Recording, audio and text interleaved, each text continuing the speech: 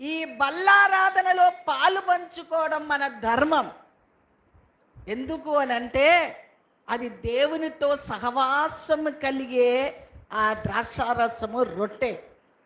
ఏ రోజు కూడా పొరపాటున కూడా ఎలాంటి పరిస్థితుల్లో కూడా వచ్చిన తర్వాత తీసుకోకుండా వెళ్ళిపోవడం కానీ, కొన్ని కారణాలను బట్టి మానేయడం కానీ, లేదా ఆగిపోవడం కానీ ఏ రోజు కూడా జరగడానికి వీలు లేదు. దేవునితో సహవాసం కలుగచేసే ఈ రొట్టె ద్రాక్షారసం ఏ రోజు కూడా సంఘమైన మనం మానడానికి వీల్లేదు. ఎందుకు అంటే అది ఆశీర్వదించి మనకు విరిచి పంచి పెడుతున్నాడు గనక అందులో గొప్ప ఆశీర్వాదాన్ని దాచిపెట్టాడు మన దేవుడు. ఆ ఆశీర్వాదం మనం అనుభవించాలంటే ఖచ్చితంగా వాటిలో పాల్పంచు